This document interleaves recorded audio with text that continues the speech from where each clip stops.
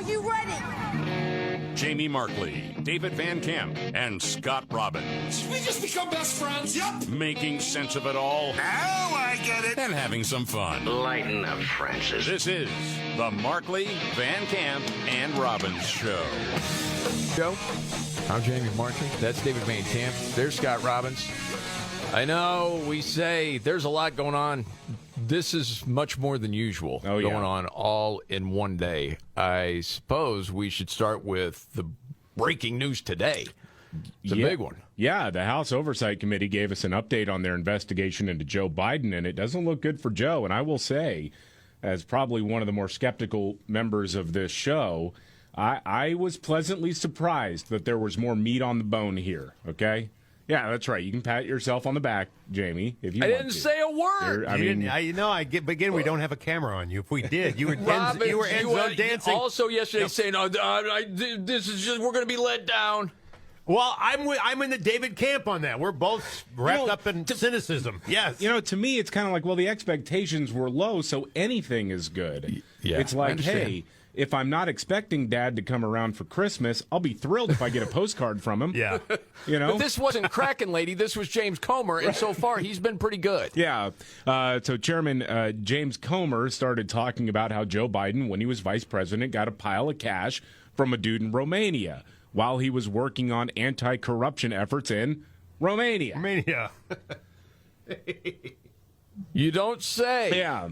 Coincidence, huh? Roll the audio. While Vice President Biden was lecturing Romania on anti-corruption policies, in reality, he was a walking billboard for his son and family to collect money. Hunter Biden and his associates capitalized on a lucrative financial relationship with a Romanian national who was under investigation for and later convicted of corruption in Romania. The Bidens received over $1 million for the deal. And 16 of the 17 payments to their associates' account that funneled the Biden's money occurred while Joe Biden was vice president. In fact, the money stops flowing from the Romanian national soon after Joe Biden leaves the vice presidency. This is a pattern of influence peddling. This appears separate from any payment Hunter received from his work connecting this individual to a U.S. law firm. And that is the key part, because Hunter Biden got paid for whatever, making this connection to a lawyer and all this stuff, right? But for some reason, through a web of LLCs, different bank accounts, and a business associate, members of the Biden family were getting cash payments. Why? Well, it was from all the skills they were bringing to the operation. Well, wait a second. What were they doing? No one knows. Just getting paid. It's deep, man. I mean, you had heard the drips and drabs of this, and now more of it's coming out. And, of course, there's no evidence of anything is what the White House is saying. I don't know about that. Yeah. Sounds like some evidence there. They have banking records. Yes. And I think James Comer today asked the good question, which has been asked before, but I think it's important to reiterate as much as possible. If this was all on the up and up, why were they being paid? What was the arrangement here? Right. Explain that arrangement, because maybe it is something like Hunter Biden was trying to take care of his family or something like that.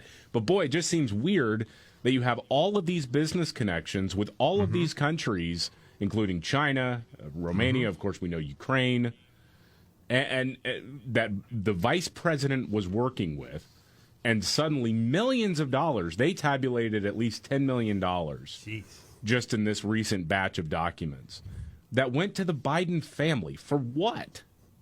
Exactly.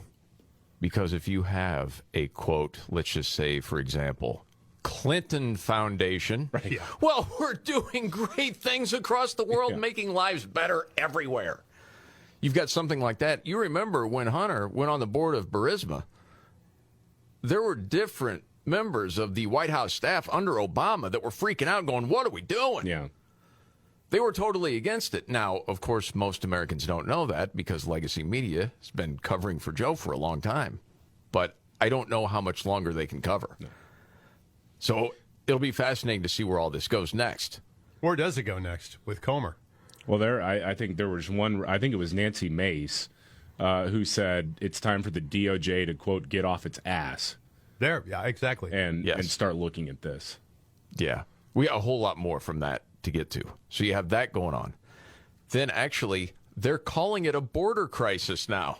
Yeah. Well, what do you know?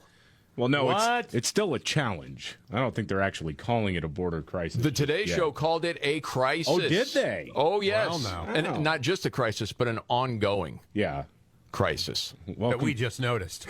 Isn't that the way they always do it? Exactly. I know. We've been giving you like once monthly updates on this whole thing and saying, well, whatever. Mayor of Chicago said this. Mayor of New York said that. Meanwhile, we haven't really cared about people in Brownsville, Texas, and Del Rio, El Paso, San Antonio. Name a city that has been impacted by this that's not in the Northeast or Chicago, and they don't care about it. But, yeah, they are talking. Okay, hold on a second. I want to make sure that I got that right. All right, Kristen Welker for us there at the White House. Kristen, thanks. We move now to the growing crisis at the southern border. Growing crisis. Sorry. Crisis. Didn't want to misspeak. Want to make sure to get it right. Yeah. Growing crisis. It is growing. Texas Department of Public Safety officials are at the border right now putting up razor wire and telling people who are crossing over the river, go away. You can't come in. Right. Can't do it. And so that's going to probably trigger a big showdown between the feds and the state of Texas yet again. It will. Yep. So we'll see what that looks like. I would, humbly... Which is odd, right? Because the feds said, and Biden said, we're doing everything possible. Yeah. To which I said yesterday, no, you're not, because you could line people up to say you're not coming in. You could send the military there. They're not doing that. Mm-hmm. They just want to be able to say, we're doing everything possible. No, you're not. Yeah. Sounds like in Brownsville they are. Yeah. Meanwhile, Homeland Security Secretary Alejandro Mayorkas says it's not his fault we've seen record numbers of illegal immigrants coming across the border. And all this stuff is about to get a whole hell of a lot worse with the expiration of Title 42 coming tomorrow. He says, you know what? It's the fault of Congress. That's who it is. I cannot overemphasize that our current situation is the outcome of Congress leaving a broken, outdated immigration system in place. No. You suck. Go ahead. I mean, we got 5 seconds left or whatever. For over 2 decades, Yeah. despite unanimous agreement that we desperately need legislative reform. You changed the rules when Biden came into office. Mm-hmm. You oversaw it. That's on you. These guys are so 2023, aren't they? Absolutely nothing is their fault.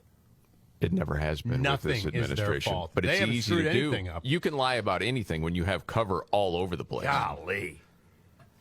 Yeah, that guy should be in jail.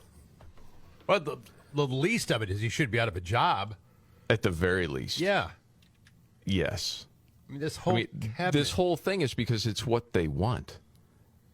They want millions of people here illegally that they can make into citizens. That's what they've always wanted.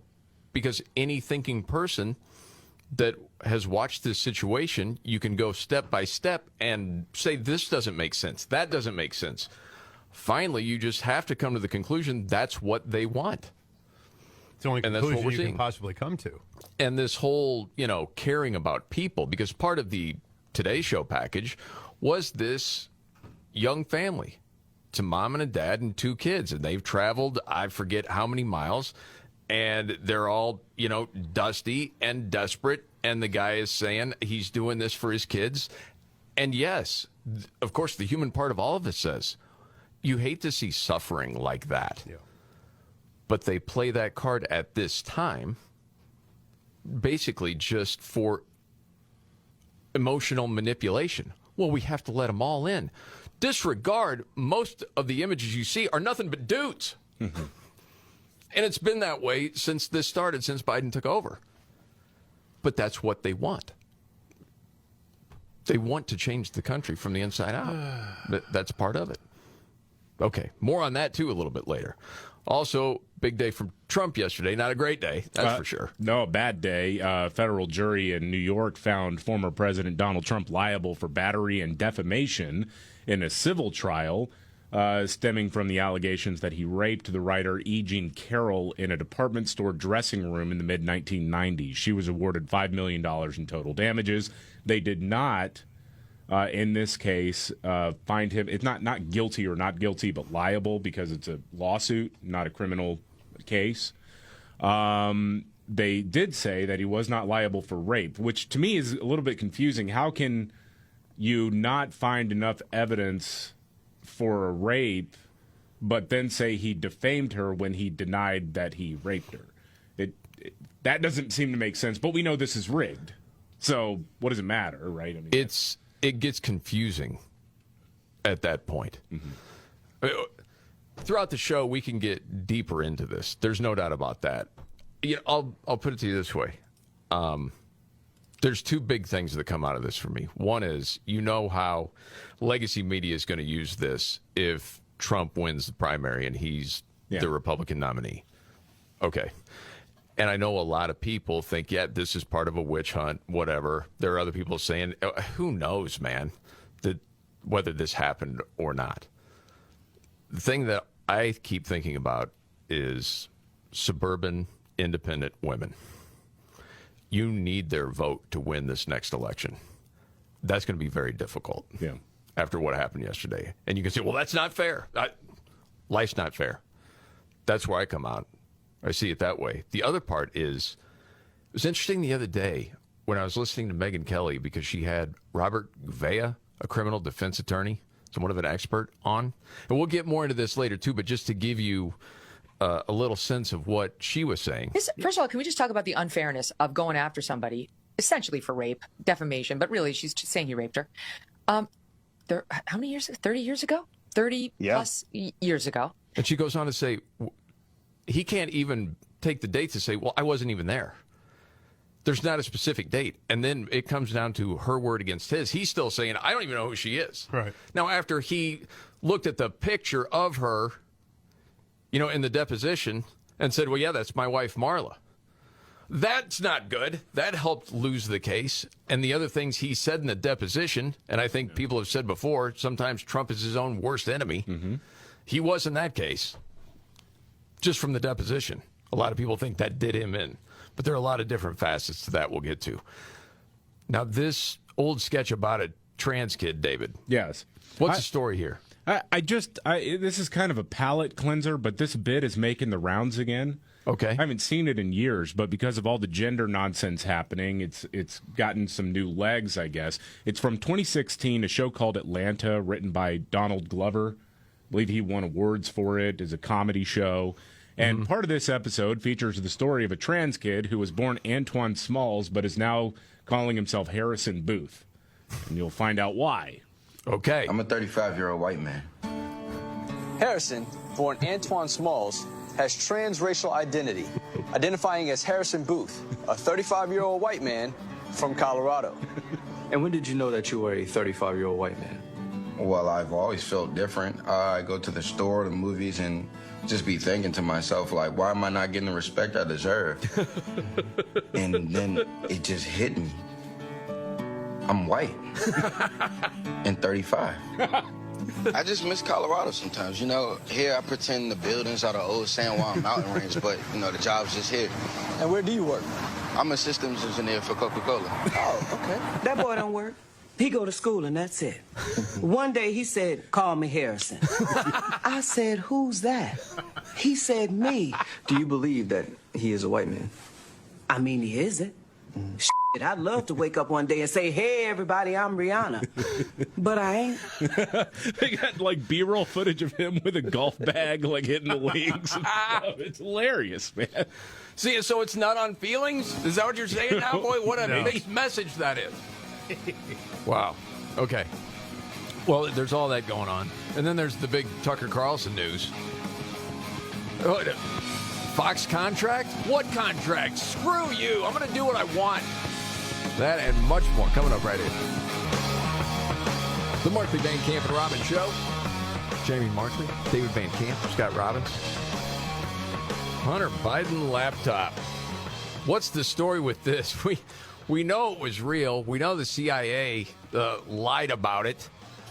We're trying to get people to sign on to that letter. That's come out. Yeah.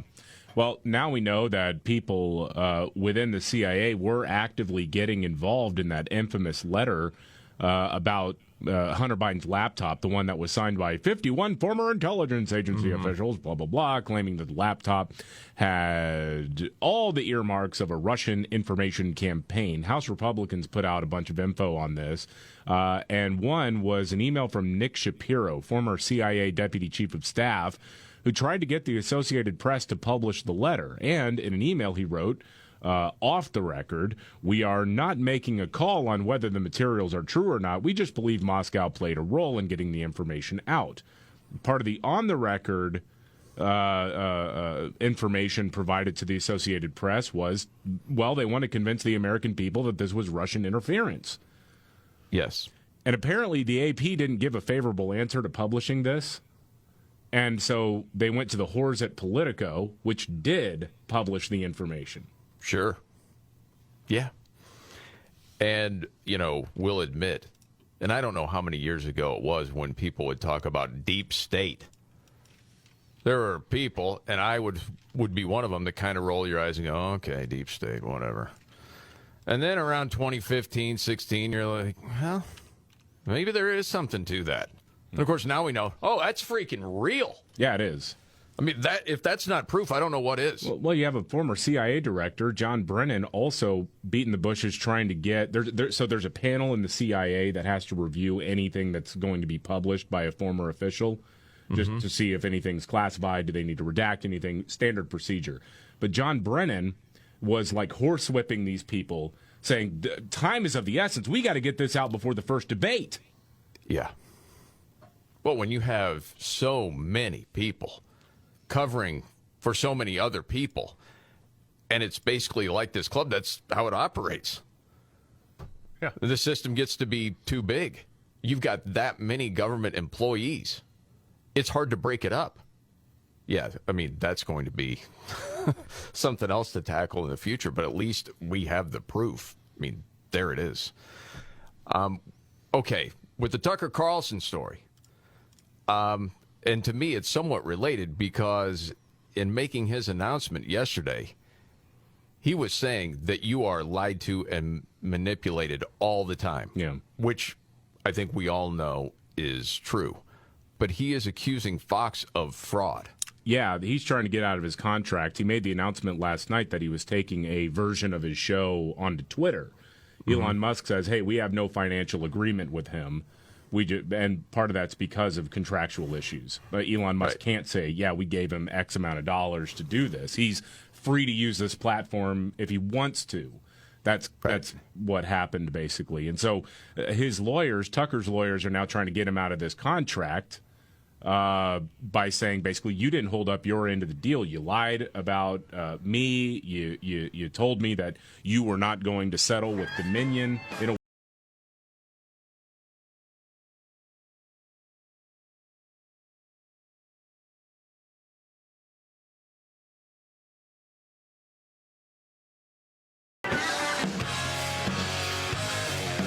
The Markley, Van Camp, and Robbins Show.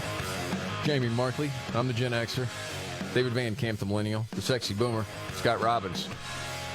Okay, so much going on. Let's start, David, with the rundown of the new allegations against the sitting president, Joe Biden. Yeah, House Oversight Republicans gave us an update on their investigation into Joe Biden. And in broad terms, just to set the table, the Biden family was making millions from foreign nationals, many of whom Joe Biden was involved with as vice president. This was going on while Joe Biden was vice president. The Biden family was getting payments through a business associate via multiple LLCs and banks. This financial web appears to have been created to hide the payments. So, like, one example was while Joe Biden was working on Romanian corruption as vice president, his family got $1 million from a Romanian individual who would later be convicted for corruption. The payment stopped after Biden left office for the most part. I think there was one payment that went through right after he left office. And the way the pattern that they have established is basically 30% of the money sent to this business associate, Rob Walker, was being forwarded to the Biden family. Yes. Remember the first time you heard the name Rob Walker? Yeah. It was from Tony Bobulinski. Oh, that's right. That's right. Yes. When we first heard about the Hunter Biden laptop from Miranda Devine from the New York Post that all of the CIA folks said all the hallmarks of Russian disinformation. Yeah. So it came through Walker, and then it went to the family. Yeah. Yeah. Mm-hmm. Then the White House saying, right wing again, just coming after us, whatever, you know. No one said that. Who said that? That's the bank records, Joe. Yeah. Well, I'm sorry, but we went through years of having media, former and current intel officials, etc., talking about how Donald Trump was a Russian agent based off of paper-thin evidence. And how many times did we hear, well, where there's smoke, there's fire. The walls are closing in. Ah! We heard that over and over and over again. And here you actually have something where they say, here are bank records of millions. They said in this latest batch, at least $10 million that was, for some reason, funneled through a business associate to Joe Biden's family. While Joe Biden was vice president, while he was involved in diplomatic negotiations with several foreign nationals, you want to talk about where there's smoke, there's fire? Come on. I know. Well, you had the clip earlier of James Comer, who is the head of the Intelligence Committee. Jim Jordan got up to speak. I can't remember what all is in this clip, but I was just listening to it going, oh, and here we go. Roll. Suspicious activity reports. The key word in that phrase is the word suspicious. There are 170 of those reports, many of them put together by the Treasury Department of our government in the Obama-Biden administration. So 170 of those that the committee has reviewed, thousands of pages of bank records the committee has reviewed, and that has told us that there are now multiple, as Mr. Donald just said, multiple LLCs receiving money from foreign entities and paying that money out to multiple members of the Biden family. Well. And the fundamental question is the one Byron just raised. For what? Yes. What did they do? Yep. What was the business? What service did they provide? What value did they add? What did they do to warrant receipt of the money? That is the fundamental question, and no one seems to have an answer to that fundamental question. No, they don't. Well, there were really some unforced errors there. One of the LLCs was called Crackhead Kid LLC, and the other one was True and Dash Double Pressure. And right away, red flags went off everywhere. Because there's only one person that can deliver that line. Exactly. True international pressure. It's hard to spell, but that was the LLC, and they thought they were protected. And, you know, Crackhead Kid, unfortunately, that one didn't work out either. Well, and when you would get money from Big Beef, you would call it the United Steak of America. There was another LLC under that, right. yes. This is the United States of America. That's true. People are like, what? Of course. Yes. Okay, there's a whole lot more to get to. I know we got to go around. I'm telling you right now, for What's Your Story today, as we say, hey, there's a lot of stories, and it may not be the biggest one. There are a lot of different stories today that you could say, man, this is a pretty big story that's out there. And I'm going to use one of those. Oh. So anyway, as we go around the table, David, today, what's your story? Well, we talked about this bill before, but the state of Washington has officially given itself permission to kidnap runaways from other states. This is the bill we've talked about where they will not work with authorities to send a runaway back if they're from a state that bans sex change operations for children. It was signed into law yesterday. Advocates say that they would make good faith efforts to return the children, but the idea here is to keep non-affirming parents from having an impact on their kids' lives. So they're, best case scenario, the advocates and the activists are saying, well, this is like in the case of abuse, we wouldn't necessarily extradite them. We wouldn't send them back to wherever it was they came from. There are already laws on the books dealing with that. So this seems like, hey, this is an opportunity for some wackadoodle activist group to literally kidnap children. Yeah. The Associated Press headline, this is a real headline. Okay. On this story, they write, trans minors protected from parents under Washington law. God. That's what they do. Oh, my gosh. With the language. Because to a person that doesn't pay attention that much, which unfortunately is a whole lot of people in America, they're like, oh, yeah, well, we got to protect the trans kids. Mm-hmm.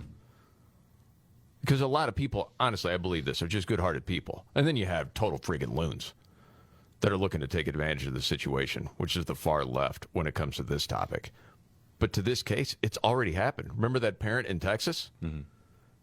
Kids going to California to get their gender-affirming care. There's nothing they can do. Oh, yeah.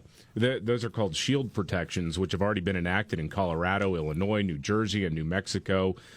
California, Massachusetts, and Connecticut passed their measures last year, largely barring authorities from complying with subpoenas, arrest warrants, or extradition requests from states that have banned gender-affirming treatments.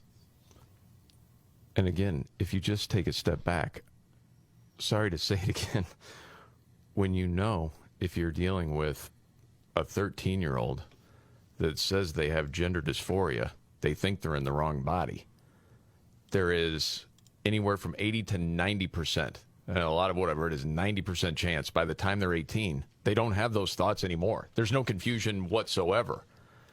But you think the best thing you can do as a medical provider or as a politician is to get them on puberty blockers now? Life-changing forever? In the 1 out of 10 chance that it's still going to be around when they're 18? At first, you're like, well, that doesn't make any sense. It doesn't. And then your next conclusion is, well, that's flat out evil.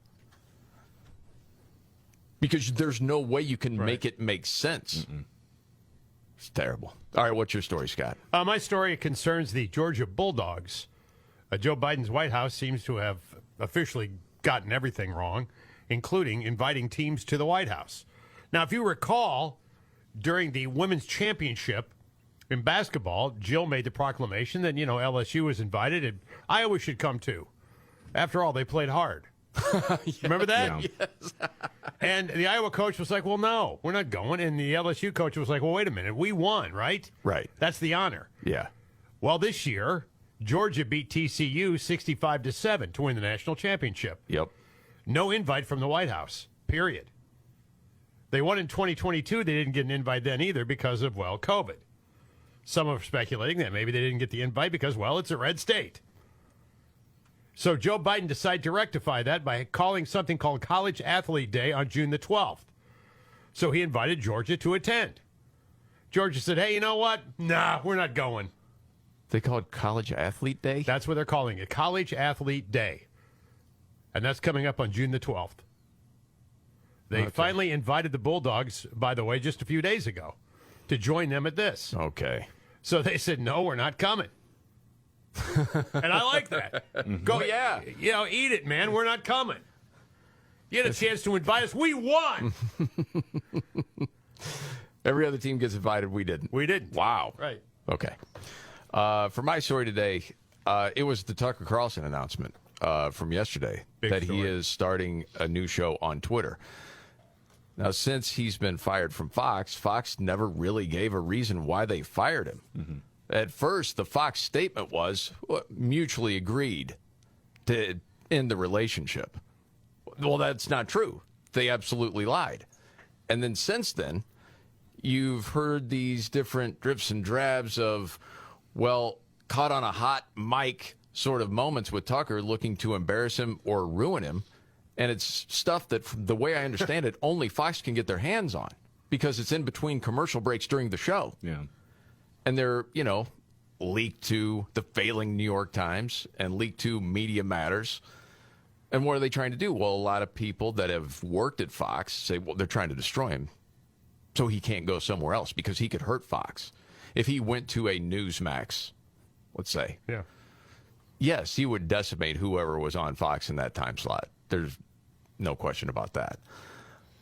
But then you hear, Tucker's really not interested in that. It maybe some sort of other platform. And then you heard he was in talks with Elon Musk, and apparently that was true because he is going to have the show in some form on Twitter. So he made that announcement.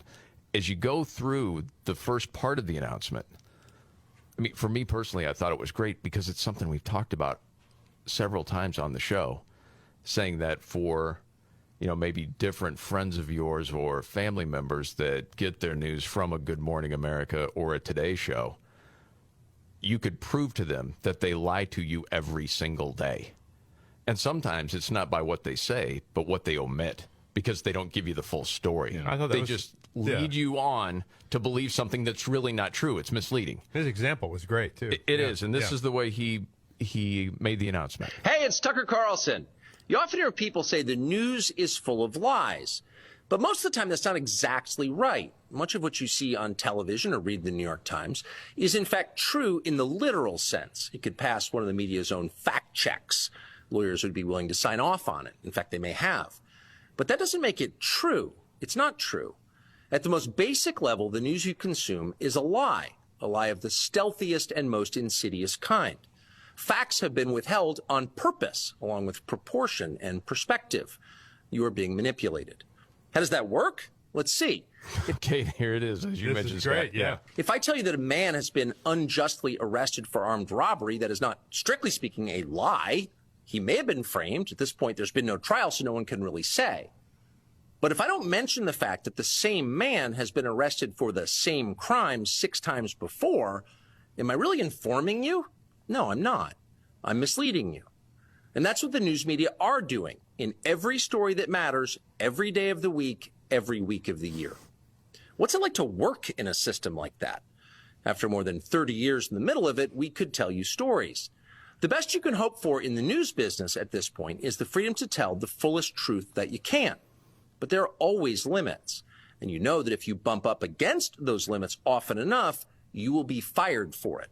That's not a guess. It's guaranteed. Yeah, there you go. So here's my hope, and it's just a hope. As we've talked about so many times, I think most people in the country are reasonable. Okay, you can differ on different policy issues, but for the most part, most people say on the trans kids issue, they agree. People are mostly common sense. Okay. What I'm hoping is, even though Tucker's a firebrand, I don't all of a sudden think that left-leaning independents or people on the left are going to say, well, Tucker's going to give us the truth. It's not that. But if they could see that Fox, because I believe this to be true, has tried to ruin this guy because they couldn't control him, okay? And as we've known for at least 8 years, you go back to when Jeb Bush was running, and the word was, as far as Wall Street, they didn't care if it was Jeb Bush or Hillary Clinton. They were going to get what they want. And the people that are the elite in the country, they don't really care that much as long as it benefits them. As far as most people in the middle of America, meaning financially, they don't care about them that much. And so if people can realize that they're being manipulated and really seek out what the truth is, the whole country could turn around. That's what I'm hoping happens. Now, you guys could go ahead. I can see the look in David's eyes. That's not going to happen, Jamie. Sorry. We're going down. I don't know. No, but I think potentially I'm really interested to see. I think right now this whole arrangement definitely benefits Twitter more than Tucker right now. But also, Tucker is a trust fund kid. He doesn't need the money. Doesn't. So he's in a position where he absolutely can do it. Yes. And not really hurt that much compared to what many other people. Most of us will never be in that position. Yeah. Which is great. Because in the end, at least for me, and I think I'm speaking for all of us, you just want the truth. Whatever that is. You just want what the truth is. So we'll see where that goes. Okay, a lot going on today. And how is the White House responding to all these allegations against the Biden family? Straight ahead. Jamie Markley, David Van Camp, Scott Robbins. Okay, I thought I was hallucinating when I saw this news update. Confirmed by David Van Camp from his History and News. I'm not hallucinating, right? Yeah, the Biden administration, ahead of the lifting of Title 42, has reinstated a Trump-era rule that requires migrants who are seeking asylum to make their asylum claim in a different country. You have to make it. So these people that came from Venezuela, they're at the border right now. Yeah. Day before. Yep. Did you make that claim in Venezuela? Well, no. Sorry, folks. Park's closed. Moose out front. Should have told you. Well, and you know what's funny, too, is I saw a few different interviews, and we've talked about this before, but that stupid app that the Biden administration put together, where you basically just, it's like Uber, but illegal immigration. And you just say, hey, I'm making an asylum claim, boop, boop, boop, and theoretically you're supposed to come on in. Well, the thing has been overwhelmed because so many people have been trying to use it. Right. And a lot of people, say that the app is crashing on them. So they're just like, screw it, I'm just going to cross the border. Well, not only that, now there's a big ad campaign in all these countries to say, well, don't come to the United States. Right, yeah. That would have been helpful, I don't know, 2.5 years ago? Yeah. But it's desperation now from the Biden administration. They know what a political liability, not to mention. Seriously, man, it's like a human catastrophe there. Not like it is. It is. Yeah. Goodness gracious. I just heard a clip from last September from the box checker, Karine Jean-Pierre, saying, well, we did more than Trump to secure the border. Lying pieces of it. The Markley, Van Camp, and Robbins Show.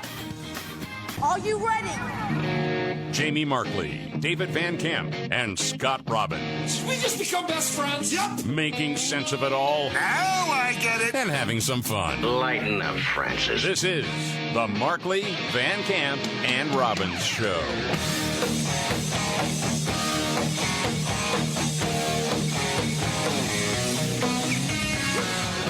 The Markley, Van Camp, and Robbins Show. Jamie Markley, David Van Camp, Scott Robbins. As always, thank you so much for being here. A lot going on. Let's start with the Biden family corruption, David. Oh, sure. The House Oversight Committee gave us an update on their investigation into Joe Biden and his family business.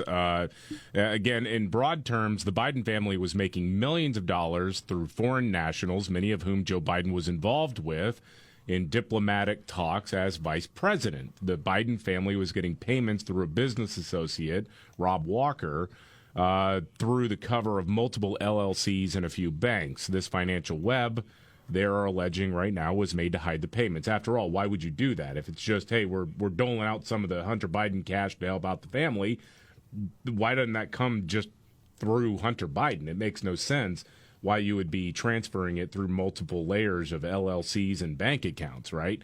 Well, at the same time, David, to me, I mean, I don't know if you'd call me an expert, but it sounds to me like all the hallmarks of Russian disinformation. What does? What you just laid out. Oh, banking records? That's what we've heard before. Right, yeah. Everything that was on that laptop. But anyway, yes, the banking records. I mean, this is a lot of trouble for Biden, man. Yeah, and the central question here, because the White House right now is leaning on this argument as it follows. It goes something like this. House Republicans, sure, they've got all these allegations out there. They've got these financial records. But, hey, look, you can't point to a single policy that Joe Biden enacted in exchange for this. Well, the question, I think, really comes down to then what were those payments for? I mean, why do this? Why do all this cloak and dagger stuff? And then the other central question is, did Joe Biden know about this? And here's what House Oversight Chair James Comer had to say. There were people that were wiring money, that were accepting the initial payments from our adversaries around the world, and then they were funneling the money to the Bidens through various LLCs. So we got the bank records through the back door. And we can tell you from the people that we're meeting with that were involved with many of the schemes that we're pretty confident that the president was very knowledgeable of what his family was doing. So how is Biden going to defend that? Well, you got to sell the fact on he knew something. Well, sure. Yeah. He doesn't know which way to turn from the podium. You got to convince America that this guy knew something? I don't know, man. This is going to be a trick, honestly, for the left. To say absolute cognitive test for this guy? Right, of course he could be president again. Mm-hmm. He can't remember deals that he cut. I'm waiting for the bank records and money just showing up in accounts. He can't remember any of that. I'm waiting for the touring company of Biden family corruption, the musical. Well, I think Russian disinformation all through the nation. No, it's there, man. Yeah. I mean, why is his daughter getting the money? Why is his brother getting the money? What were they doing for that? And where are they, by the way? Yeah, that to me, that's the big question, and I hope that Peter Doocy, Jackie Heinrich, and others in the White House press briefing will really hammer home what can you tell us about the reasons for these family members getting these payments? Are you denying that they got the payments? Then why, again, what was it? It just seems the timing is very odd. You're in Romania working out deals for the United States government, and then it just so happens your son is making millions of dollars, and then on top of whatever deal he cut there's $1 million that gets funneled through his business associate to other family members. What were the services rendered for those payments? Wow, you know what, man? And not just this story. And I know this is a different story, but it's related. The whistleblower from the Department of Justice.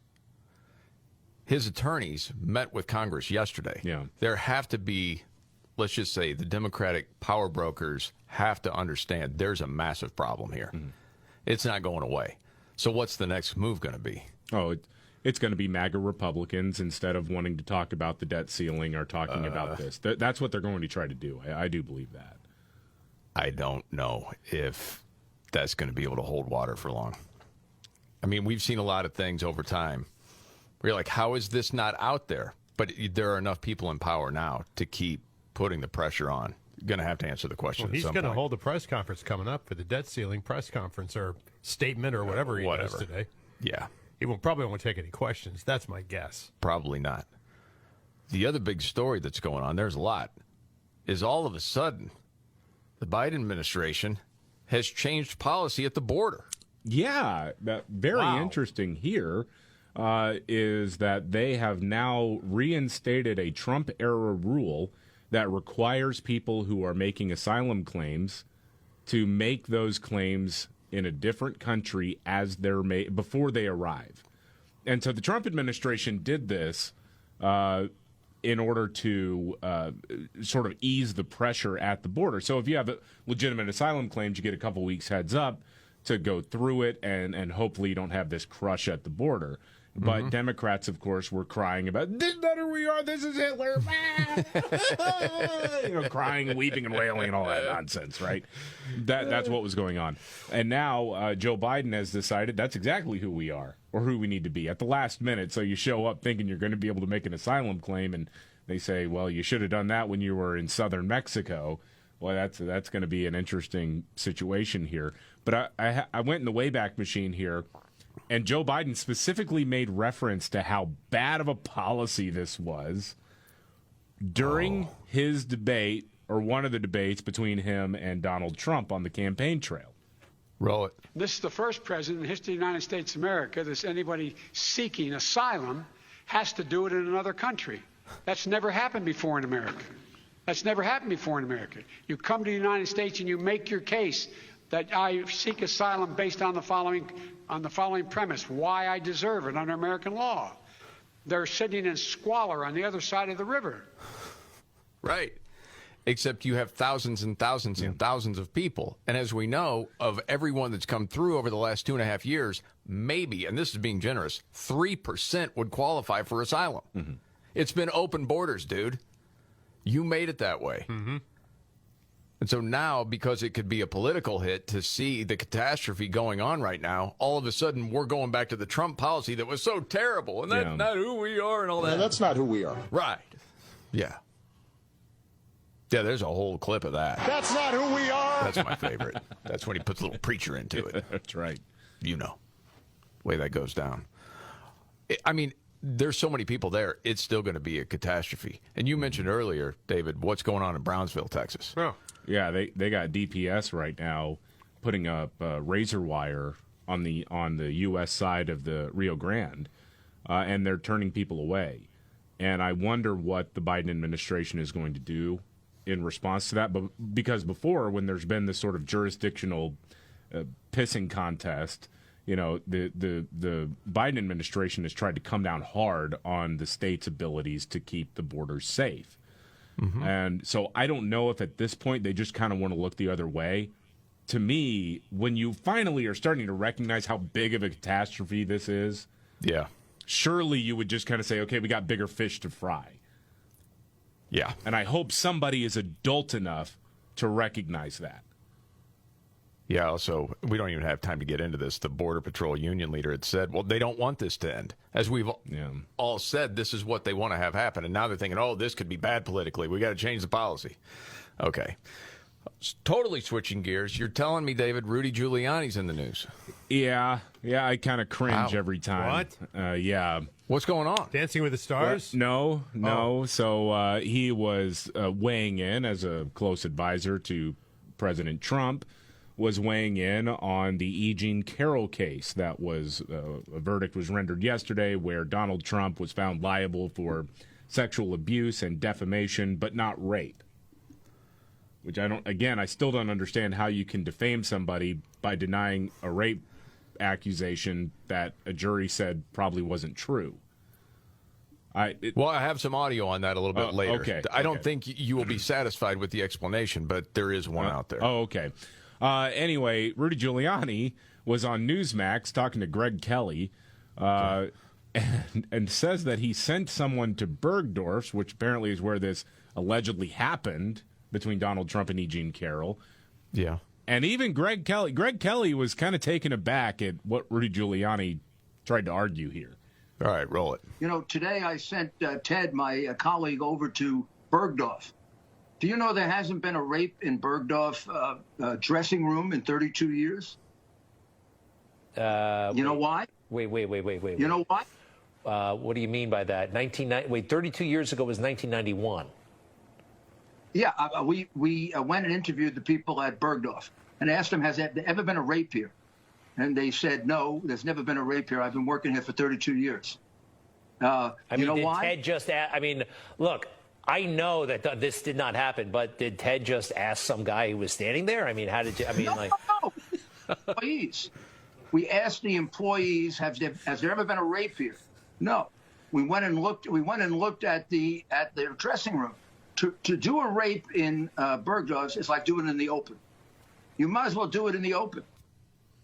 What is he talking about? Basically trying to say that, well, there's no way it could happen because my buddy Ted went there and asked if it happened. Yeah.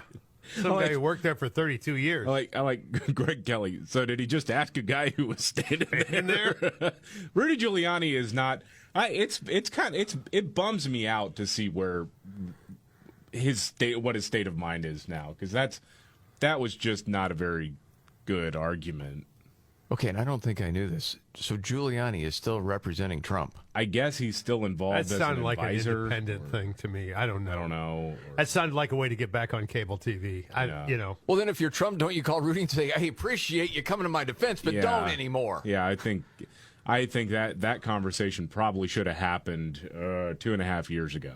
After the hair dye was running down the face? That's one of the dumbest defenses I've ever heard.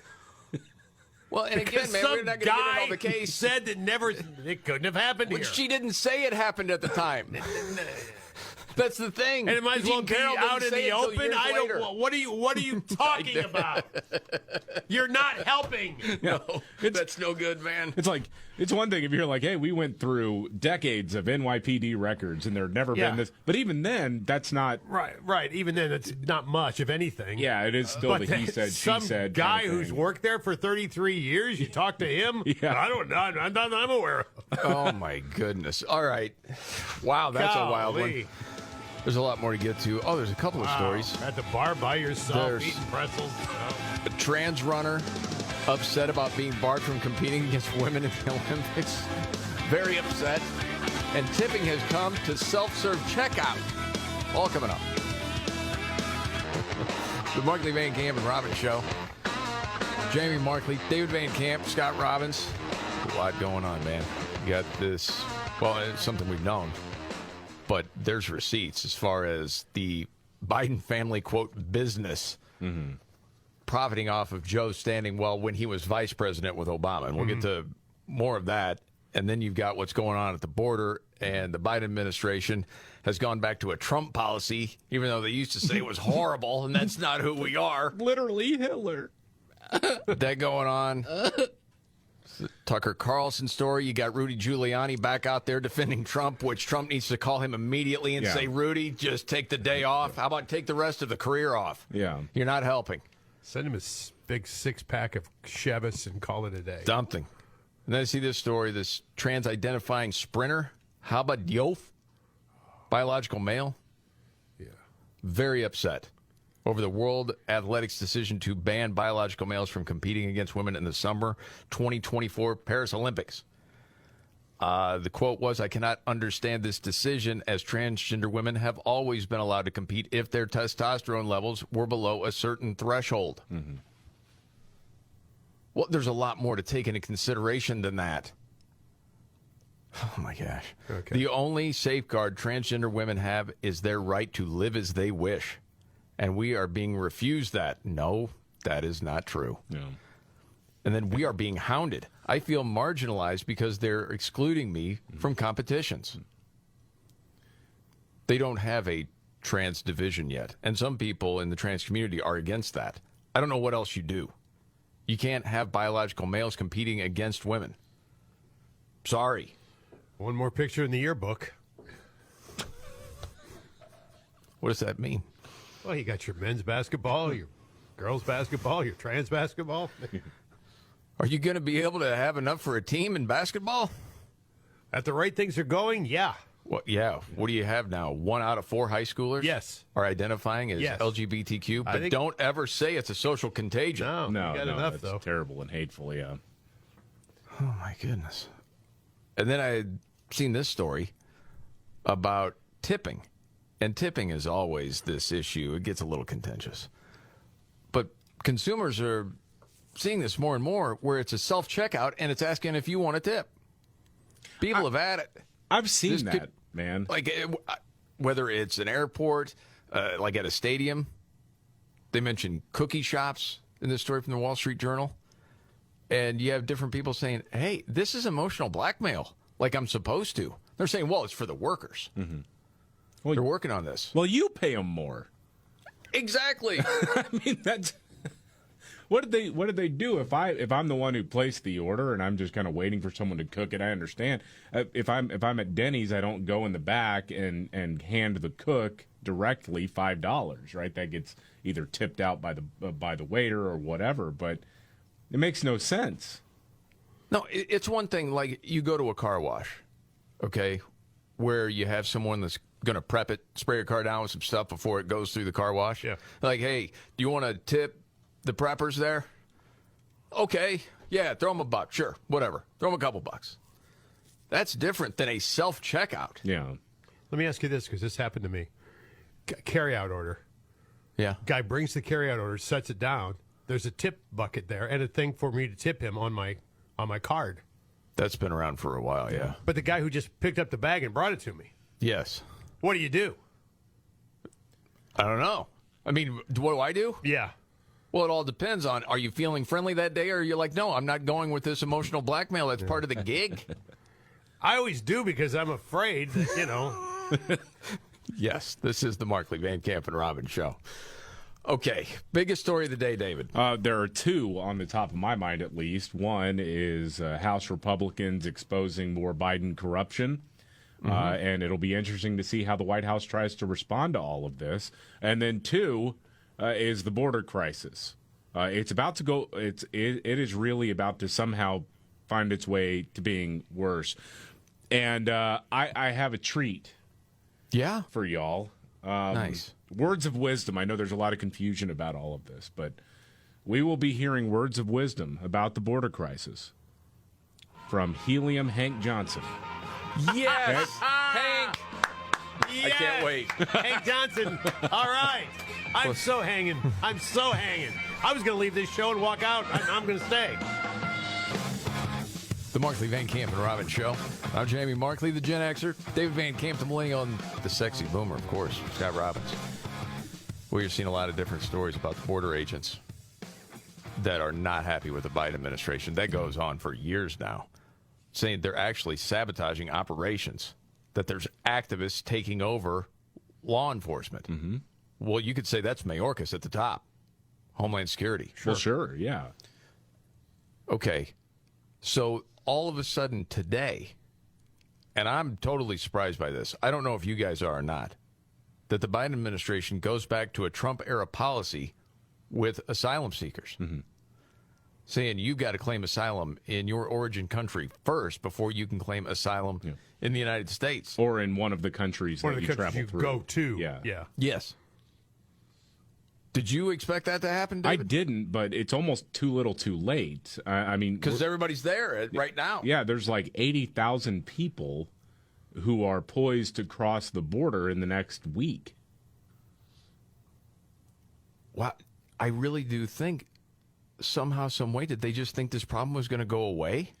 I don't know. I mean, to me, when you're judging this entire situation, I think you actually have to put the leadership into two buckets, essentially. There's one where they do want open borders for many reasons. The labor market, census data in order to acquire more congressional seats in the next few years, well, in 2030.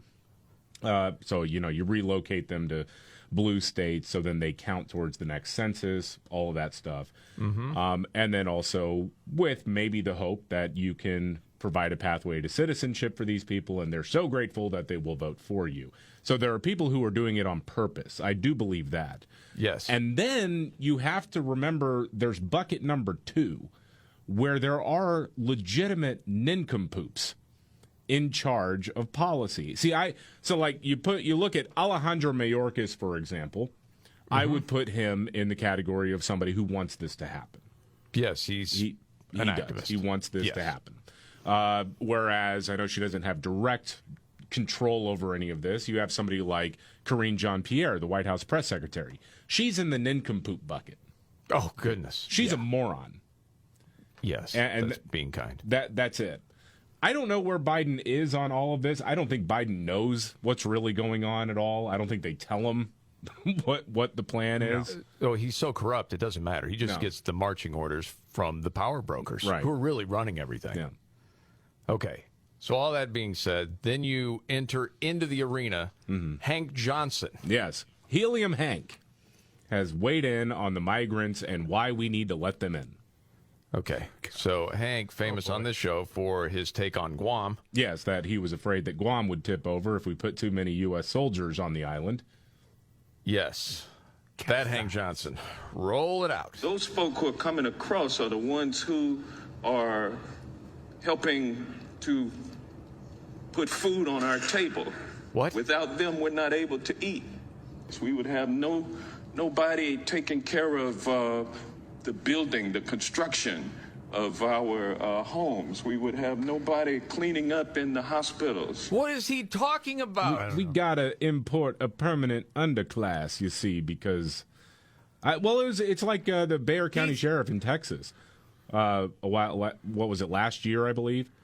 It said, hey, I went to Olive Garden the other night, and there was a long wait because they didn't have any busboys. We need illegal immigrants to pick up our waste. They're saying the quiet part out loud. Yeah. It's unreal. Okay, go ahead, Hank.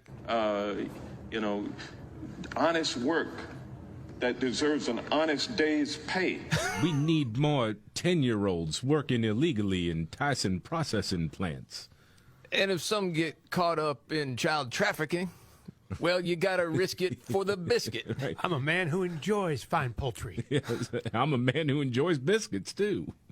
Is Pillsbury hiring illegals right now? That's what I want to know. There's no way Hank just goes out there and riffs. Someone wrote that for him. No, that's a Democrat Party talking point. Really is. Holy crap, man. It is that you have to be okay with illegal immigration because who else is going to clean up your waste? That's essentially it. That they see an entire group of people from all sorts of backgrounds, different countries, different cultures, but the color of their skin is brown. And they speak, most of the time, the same language, Spanish. And so, hey, they're all pretty much the same, right? All right, Pedro, go be a janitor, all right? That's how this is the party of equity and racial tolerance and sensitivity? Really? Dude, I've brought this up before, and I remember it was 2006, this huge, debate going on. And it was John McCain that said, well, we got to have people coming in.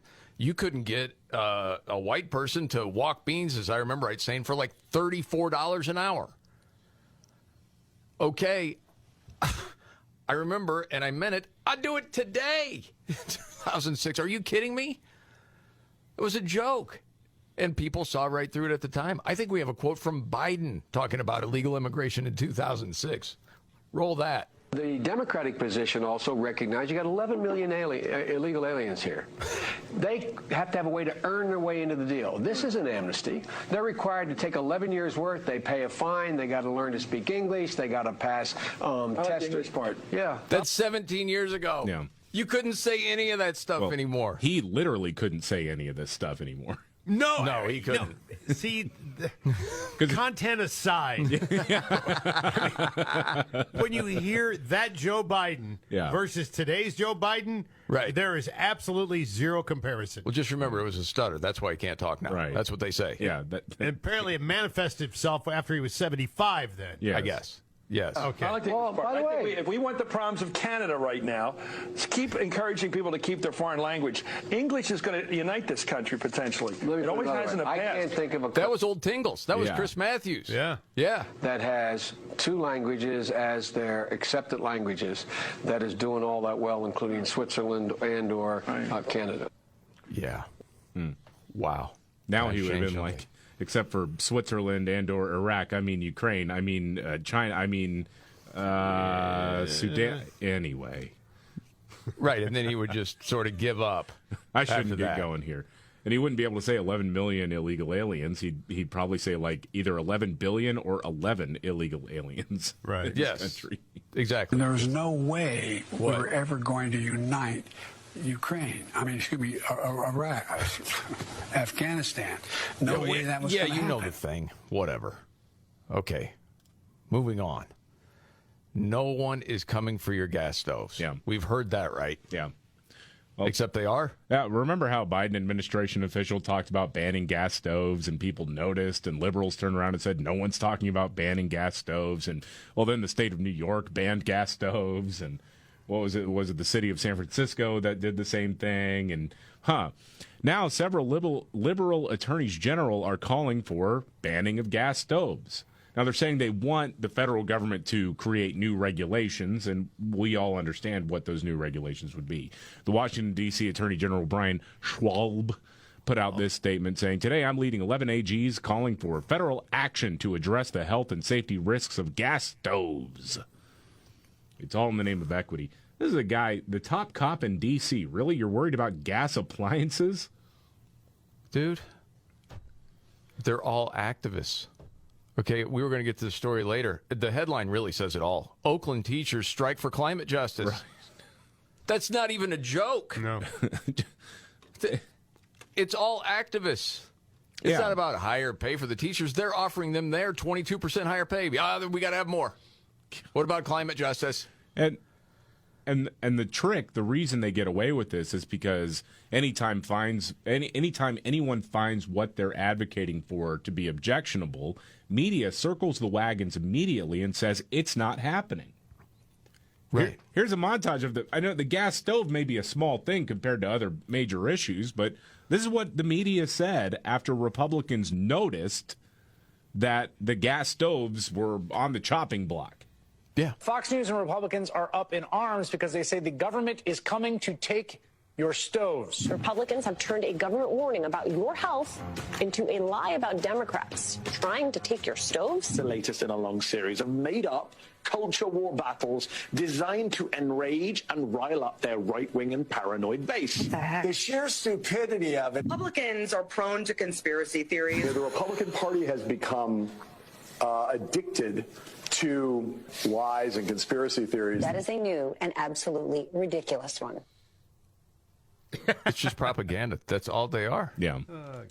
It's not happening. Again and again and again. It's not happening, but it's a good thing that it is. That's the modern left right now. Yes. And well said. I mean, they treat this like everybody's coming into town on a stagecoach. What you say lives forever. I know. It lives forever. Yes.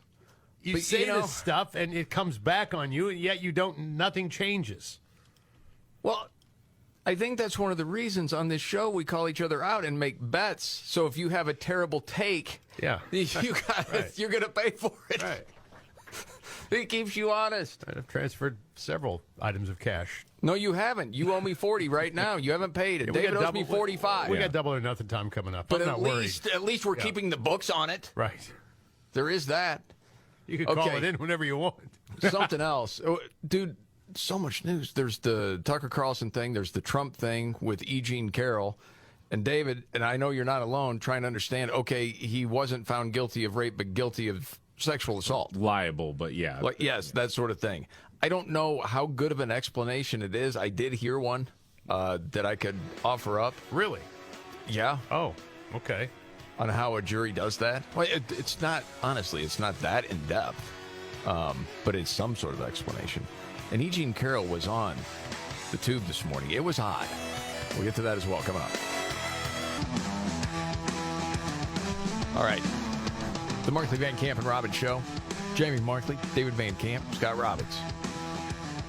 So, Trump was found guilty of what? It wasn't rape. Yeah, well, it was a lawsuit from E. Jean Carroll, but he was found liable for sexual abuse and defamation, but not of rape.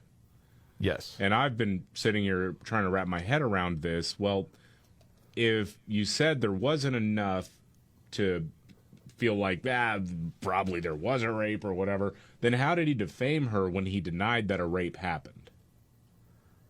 I don't know if this is a good explanation or not, but I heard David Marcus from Daily Wire, and I think we kind of know this about a civil suit, had said this. It's extremely important to point out that this was a civil, not a criminal case. So the burden of proof was fairly low, a preponderance of the evidence rather than beyond a reasonable doubt. But even for the eccentric and unconventional Donald Trump, this is uncharted territory. Well, and he goes on to say, Carroll gave very emotional testimony about the alleged attack, and his vibe was the jury was believing her, and that's a New York jury. Yeah. And that Trump didn't show up. And the juries don't like that. That's the opinion from the legal experts, that they would want someone in there to defend themselves. Plus, when they showed the deposition of Trump, and we played parts of it yesterday, where he's talking about what he said on Access Hollywood years ago, the grab him by the thing. Mm-hmm. And then he says, well, yeah, I mean, for a million years, you say, yeah, fortunately or unfortunately. Well, fortunately or unfortunately, that was not good in that courtroom. Oh, people that went into Galileo's trailer knew that. Well, dude, one of the things that's fun about playing different clips on this show, if someone else on the show hasn't heard it yet, is you get the honest reaction. Mm-hmm. Scott, your reaction to that yesterday was like, oh, my gosh, I can't believe he said that. I couldn't believe it. And there are a lot of people that think that's kind of what did him in. Yeah. And I guess it makes sense because my initial reaction is like, well, no, he shouldn't testify because he can't get out of his own way. But then on the other hand, when you're not allowed to defend statements you made that look terrible, yes, then you are basically left with whatever you said at that deposition. So not only that. Remember when he said in the deposition that E. Jean Carroll, she's not my type. Yeah. Right? Well, they showed this picture in the deposition of this woman, and he is saying, that's my wife, Marla Maples. It wasn't Marla Maples. It was E. Jean Carroll. Yeah, I saw that. That didn't help him either. I think that's obvious. There was another take that I heard on this, and it was Megyn Kelly, who had the legal expert on, Robert Gavea, who said this about the case. She also says Les Moonves sexually assaulted her, E. Jean Carroll, and she was asked by Tacopina, did you sue him?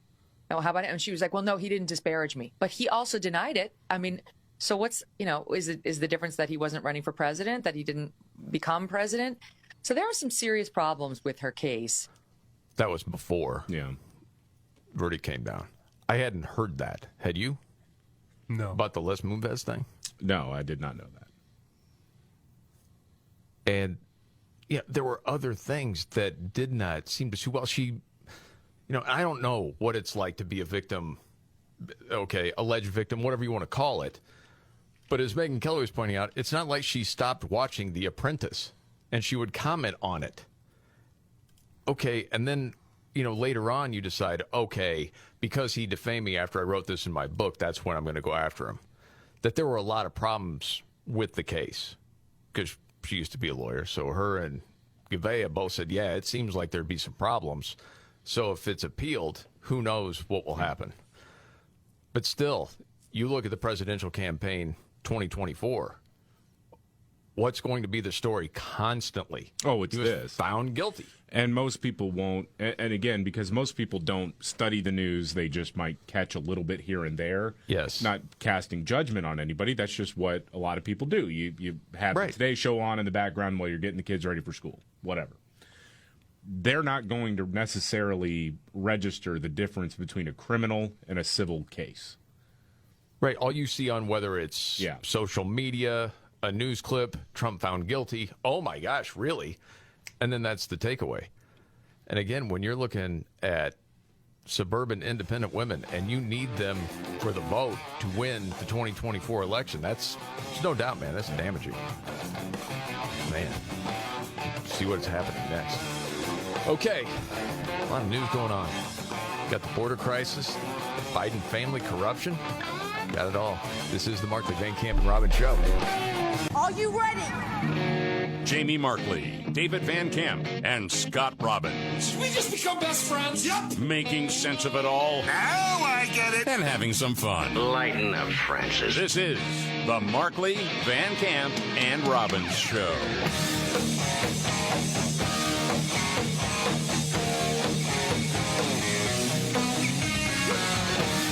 The Markley, Van Camp, and Robbins Show. Thank you so much for being here. Jamie Markley, David Van Camp, Scott Robbins. Oh, big news day. You know what? You got to hit rock bottom before you can turn it around sometimes. Oh, that's true, yeah. I don't know if we're there yet. Feels close. Feels like people are waking up to what's going on. It's more and more all the time. Yeah. But as far as the Bidens go, I don't know how you hide from this forever.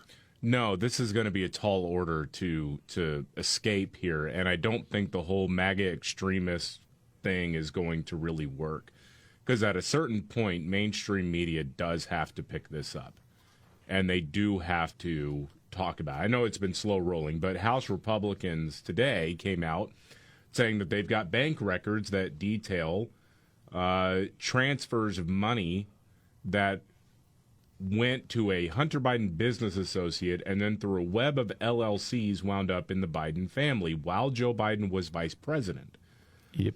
And we're not just talking about China, we're talking about Romania as well. They're laying out, when Vice President Joe Biden, well, he was vice president at the time, was doing work on anti-corruption efforts, ironically, in Romania. It just happened to be $1 million that got funneled from a Romanian national who wound up being convicted on corruption charges, wound up making its way to members of the Biden family. And so it's one of those stories that I think James Comer has done a decent job at this, but there are so many tentacles to this story.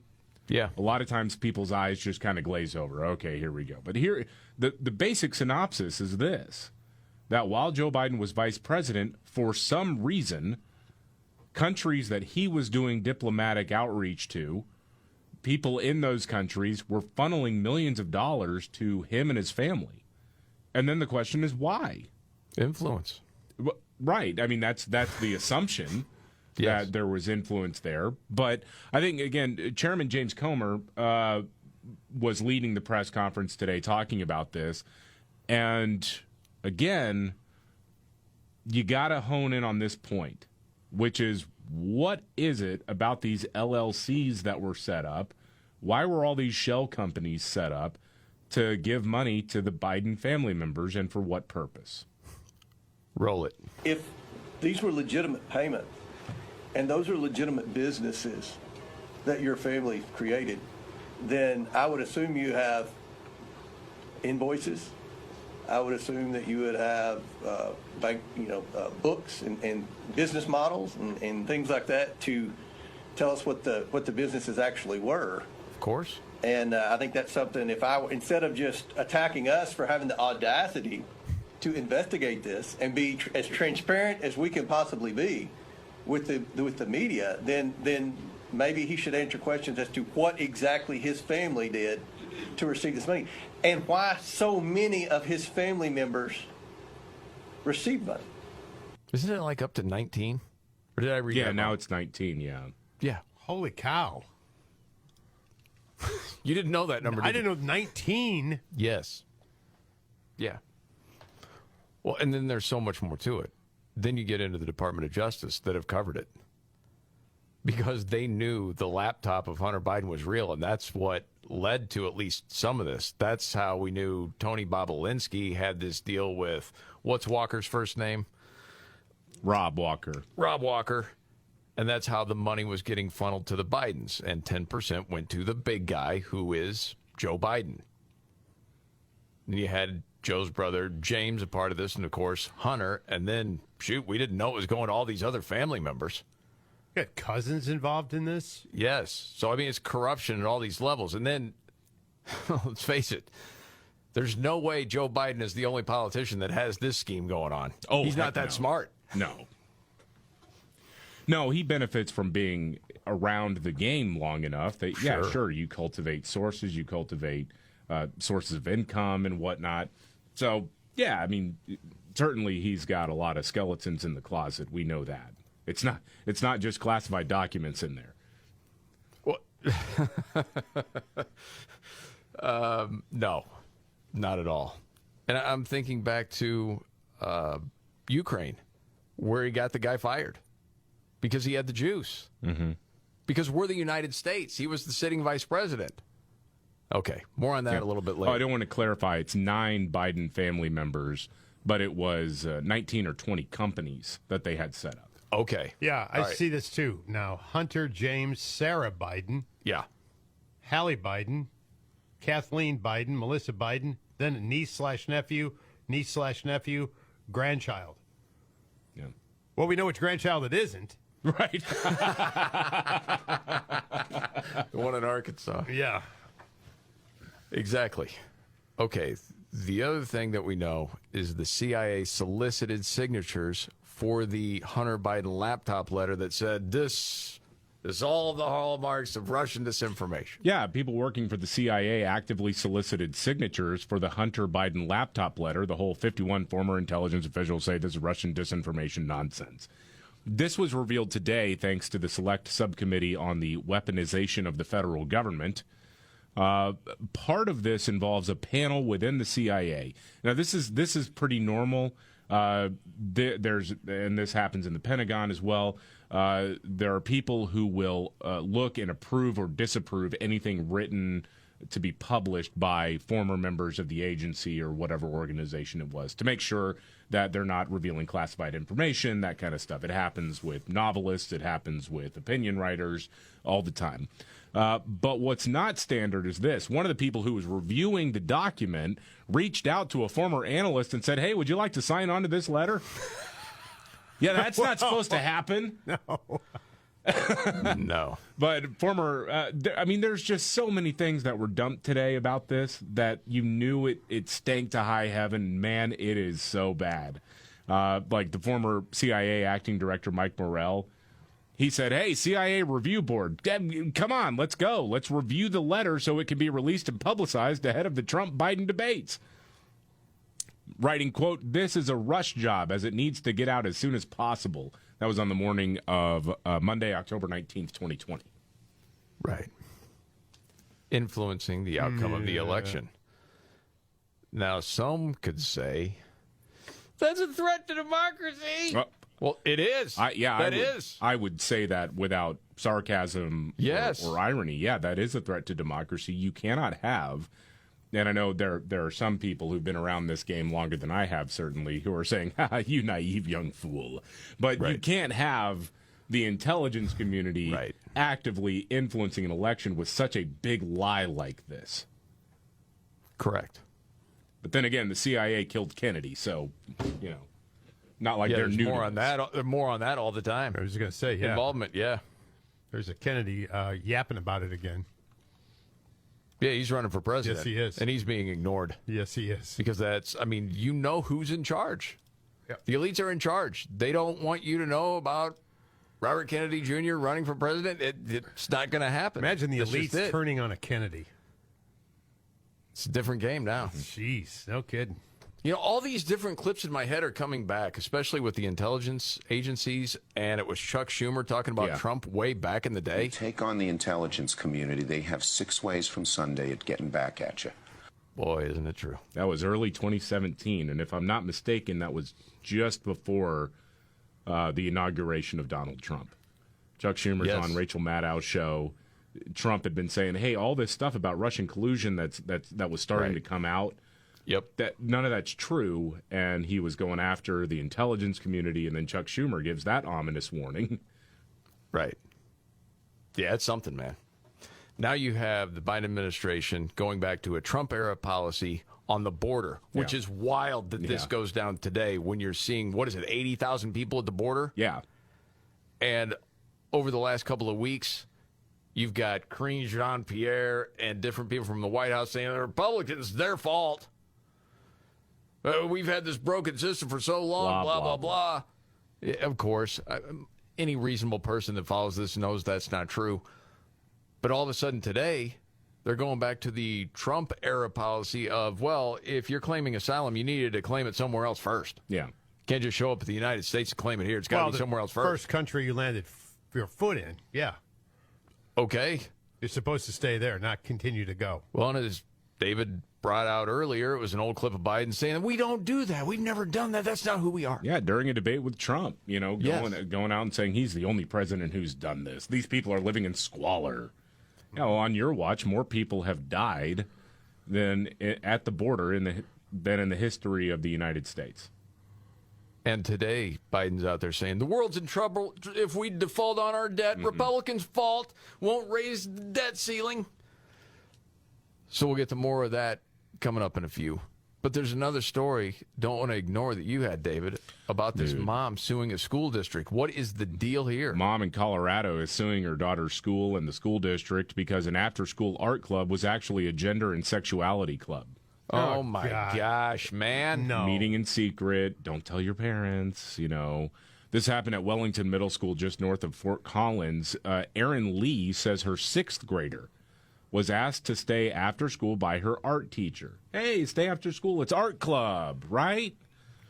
But it was all about this trans stuff. She tells Fox News that an outside presenter was then brought in to talk to them about all that stuff. Freaking grooming, man. Telling the kids if they're not fully comfortable in their biological sex, that means they're transgender. She told them that queer is a term to use while you're still figuring out your sexuality. She talked about polyamory. She told them that these new labels that they had just adopted made them more likely to commit suicide and talked extensively about suicide. She talked to them about puberty blockers and cross-sex hormones. She said that their parents might not be safe, that they don't have to tell parents where they are, not just for this meeting, but for... Dude, you feel your anger rising hearing this? Yeah. That's a red flag, man. But beyond that, man. Wow. Meeting, but for future meetings she holds in the community. She runs an organization called Skittles for kids 5 to 11 to discuss gender and sexuality. Yeah. And as Aimed my daughter at children left the room with that that day, name. The art teacher even pulled my daughter aside as she was leaving and said, remember, you don't have to tell your parents. So you got this group apparently called Skittles, which is enticing 5 to 11-year-olds with candy. Why do you call them groomers? Dude, that used to be like a punchline. Hey, want some candy? And they're actually doing that. Yeah. Dude. Stating the obvious, for one of these groomers, it's going to have a bad ending. It will. You're going to see it somewhere sometime. And you're almost surprised it hasn't happened yet. I'm not advocating anything. I think we got to say that before we get fired, right? But I think we all know. Dude, there are some people that... I'll just leave it there. And in the end... Tell him that God's gonna cut him down. Tell him that God's gonna cut him down. Seems like Johnny's making an appearance on the show more often than ever. He's been busy. Wow, The man. estate of Johnny Cash is getting all these royalty checks. They don't know why. What's going on? Then they turn on the news and they say that's why. That's why. Yeah. Yes. Okay. Well, the latest on the breaking news. There's the debt ceiling. There's the border. There's the Biden family corruption. Home ownership right now. You hear that? The latest? That and much more coming up right here.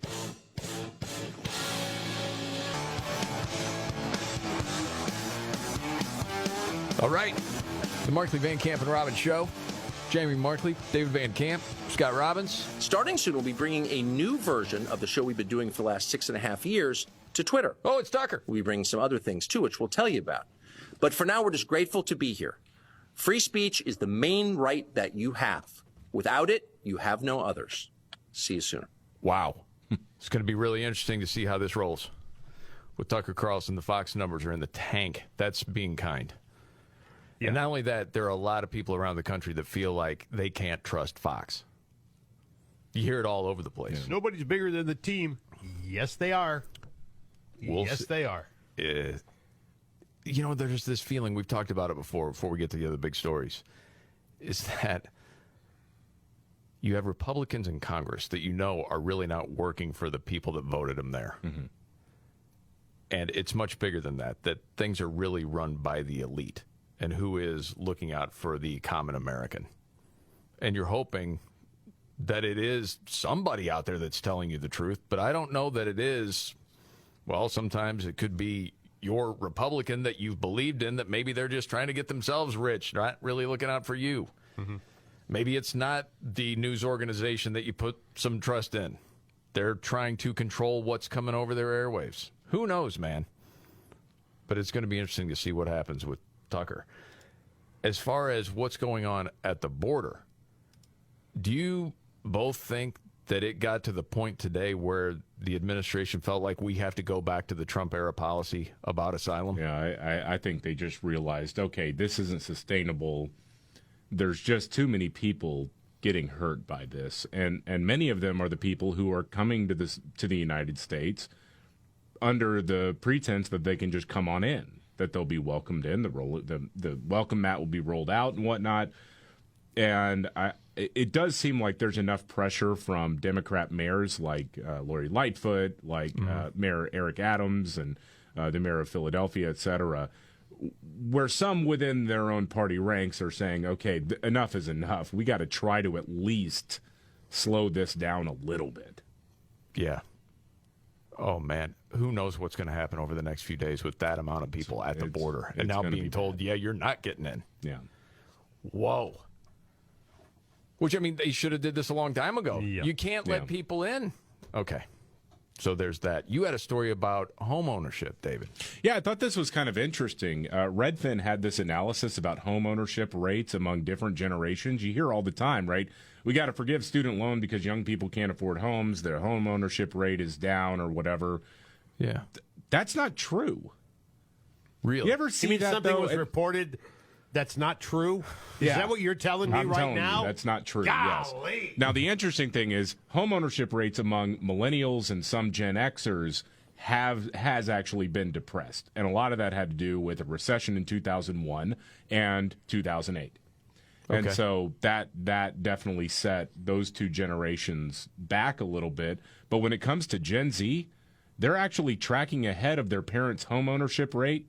And part of that was because in the last few years, interest rates have been very low.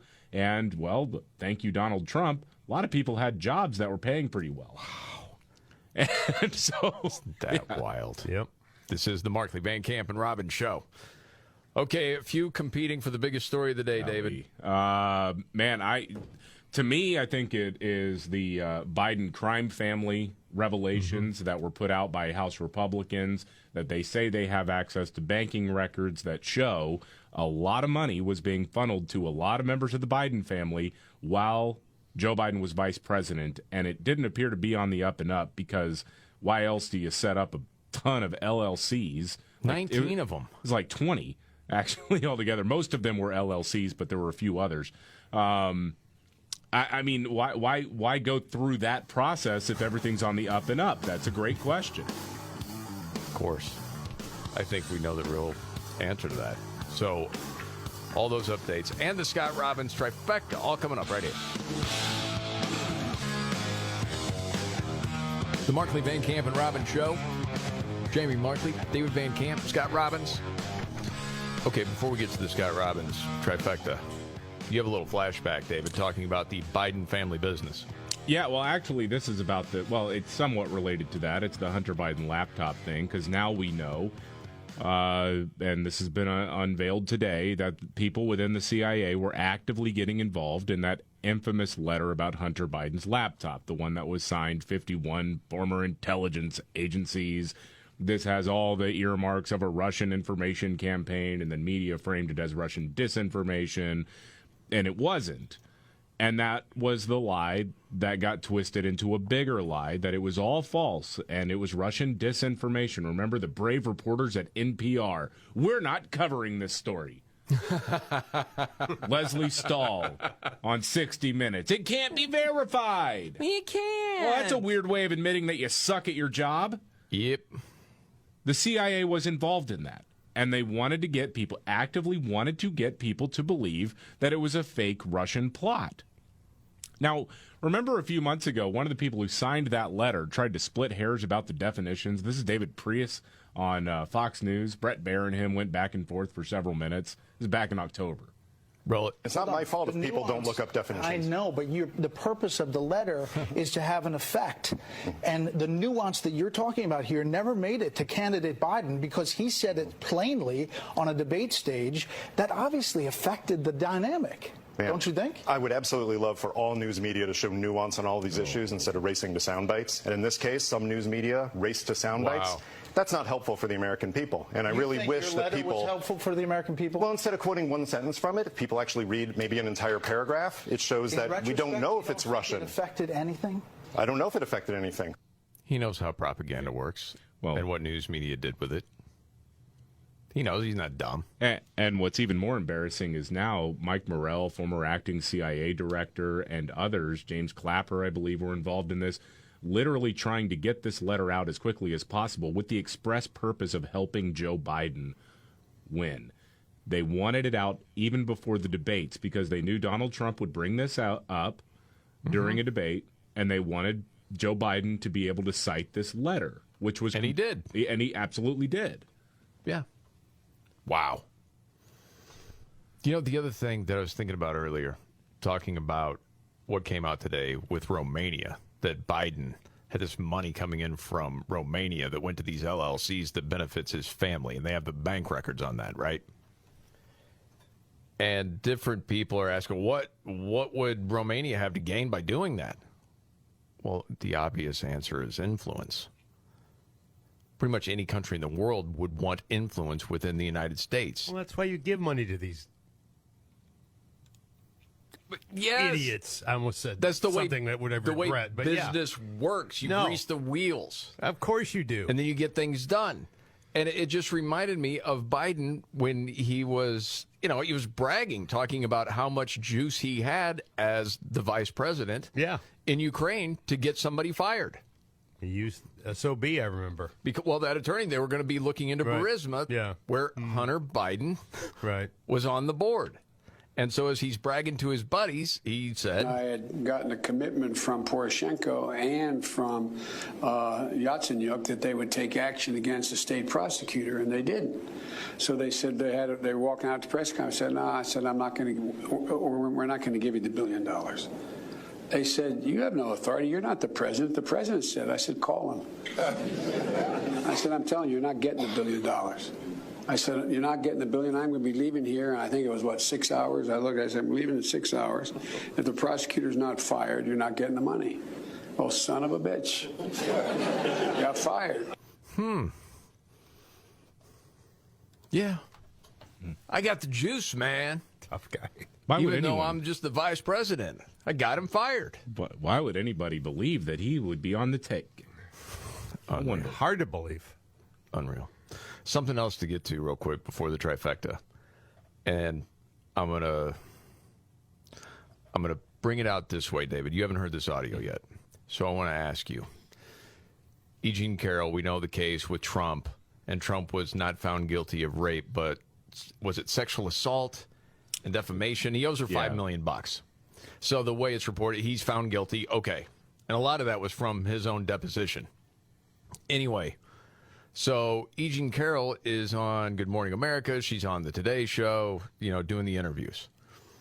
Okay, so this happened in the mid-'90s. She didn't bring it out until the book in 2019. Mm-hmm. Okay. So after all this is said and done, if you're asked the question, how are you feeling after all this? I don't know what you would imagine the answer to be, but I found parts of this interview rather odd.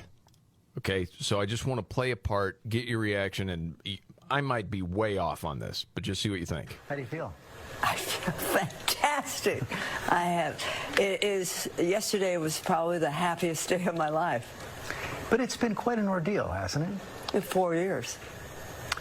Only 4 years? I'm surprised you say it like that. I only decided. Okay, you're laughing, David. Why? Well, because you've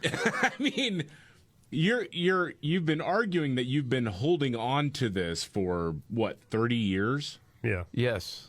But it's been a rough 4 years. Yes, and I feel great. So many times you hear people say, I'm just relieved it's over. Yeah.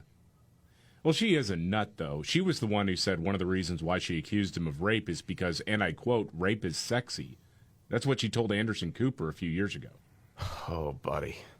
Well, as this thing goes on, I noticed this pattern between the two interviews, and just want to see what you make of it. Despite prosecutors and special counsels and investigators piling all these legal snarls up to Trump, it was this 5'3" wily female attorney and this elderly 79-year-old advice columnist who are finally holding Donald Trump liable.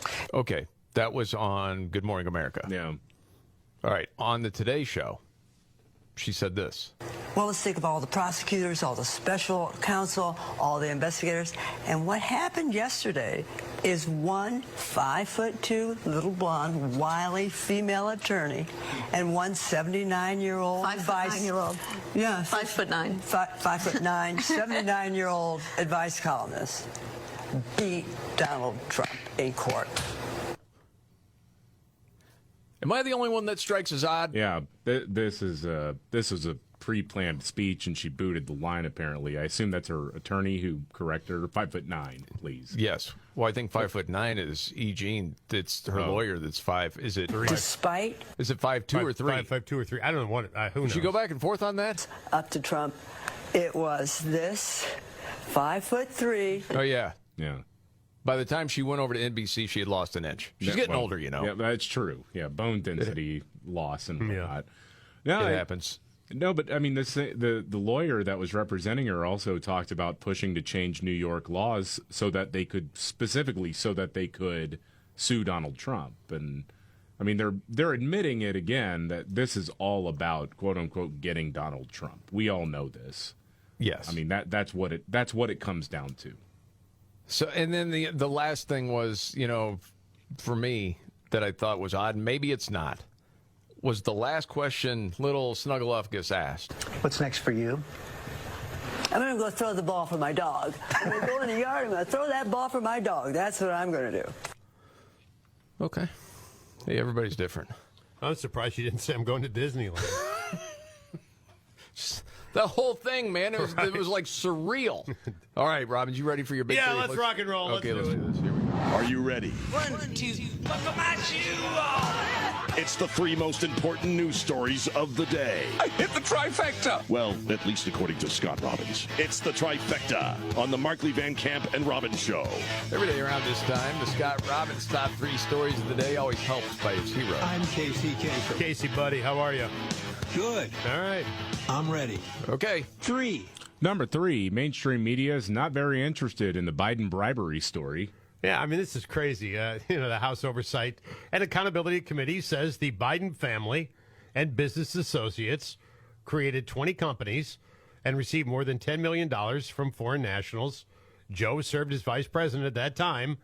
Some of these payments could indict attempts by the Biden family to peddle influence. So what's the deal with the mainstream media? Here's nobody. Well, listen to this now. Not a single tweet about the Biden family's bribery schemes. Washington Post had 2 on George Santos. New York Times had 3 on George Santos. CNN had 1 on Santos. MSNBC had 2 on Santos. ABC 2 on Santos. CBS News 2 on Santos. Yeah. Because, Santos has got himself into a lot of trouble, too. Yeah, that idiot. what is it, like 13 felony counts or something? He's a dope. I'm not going to say it's not a story, and I'm not standing by George Santos for crying out loud, but not at all. Yeah, this seems like a bigger story to me. I mean, not a single mention on their homepages. MSNBC had Michael Avenatti on more than 100 times. Yes. And you're not interested in covering a story about the president being accused in a bribery scheme, complete with bank records? NBC, in all fairness, had a throwaway story at the very bottom. Republicans escalate their attacks on the Biden family. Escalate attacks. Yeah. Okay, we'll see how this goes. Now, on with the countdown. Scott Robbins' top 3 of the day, the trifecta. 2. Number 2, Elon Musk suggests there's a way to shorten the list of Biden crime family members. Well, there's a lot of them. We just mentioned that there were, 9 of them that were mentioned, including Hunter and James, and you got a niece, nephew, grandchild also mentioned on there. Mm-hmm. So Elon Musk, of course, the heads are exploding everywhere, just made this comment on Twitter. The list of who didn't might be shorter. Yeah. Well, if you're in the family, if your last name's Biden. Yeah. It's like, I mean, the granddaughter in Arkansas is probably the only one. That didn't get mentioned, yeah. Elon Musk is funny in those tweets, a lot of them. And the thing is, he does it in a short, compact way. It's usually like 5-6 words, that's it. Well, with the big announcement with Tucker Carlson going to Twitter? Yeah. Did you see the tweet he threw out to Don Lemon? Maybe you should think about this, too.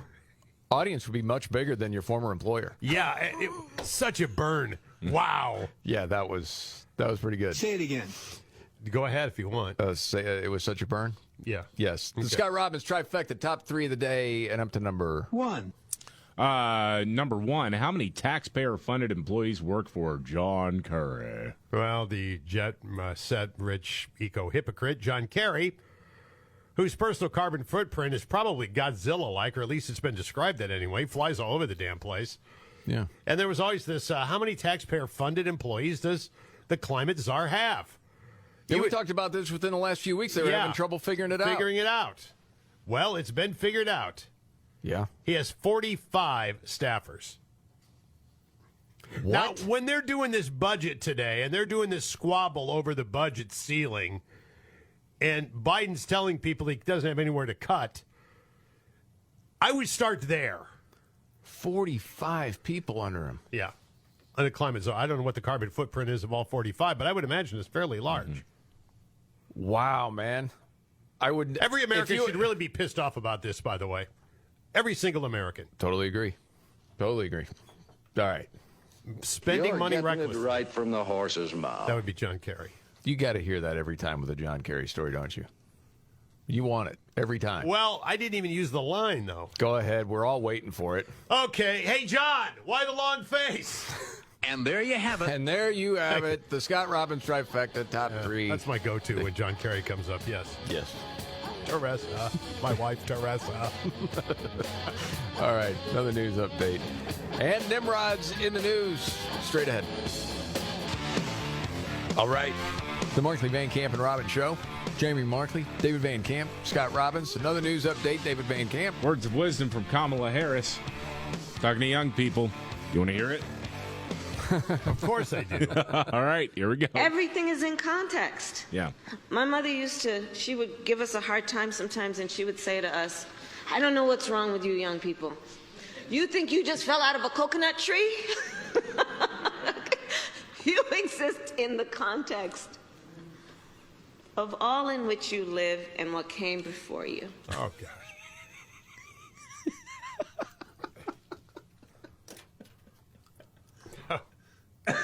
Okay. You can have people work with her 8 hours a day. Yeah. Okay. And not take weekends off. She's not going to get it. Right.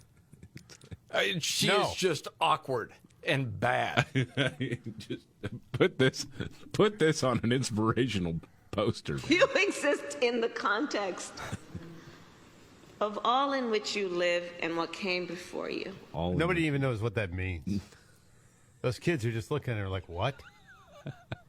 Dude, that's like a Pink Floyd cover band that's trying to do their originals. Yeah, right. Here's some lyrics, man. Wow, the other part is the story about mom and falling out of the coconut tree. Yeah. It's not funny. No. You know it's not fun. We all know it's not funny, but yet she thinks it's a knee slapper, and then it's the forced, awkward laugh. Yeah, there's just some chuckling in the background too. It's hard to hear through this, but I can see it on the waveform as I look at it in my audio editor, and it's just this tiny little like, I guess we're supposed to laugh. What does You that think mean? you just fell out of a coconut tree? What does that mean? You Who exist says in that? Have you ever heard anyone say, did you fall out of a coconut tree? Vaguely, I think I've heard that saying. I haven't heard it. All out of a coconut Okay, look that up tree. as we get to Nimrod. Yeah. Roll it. When the going gets tough, Damn it, this is too hard. the dumb get dumber. All right, Ian. It's Nimrod's in the News on the Markley, Van Camp, and Robbins Show. I love the poorly educated. All right. Nimrod's in the News. Before we get there, update on falling out of coconut trees. David Van Camp with the update. That may be a saying, but I'm just laughing because I Googled it, and all the top results are how often do people die from coconuts falling out of trees?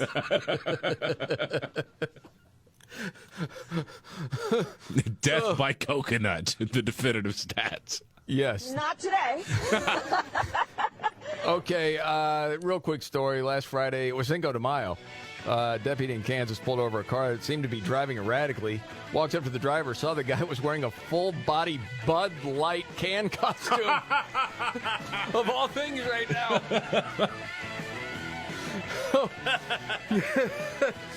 Open container. Yeah. Mulvaney unavailable for comment, and that's Nimrod's in the News.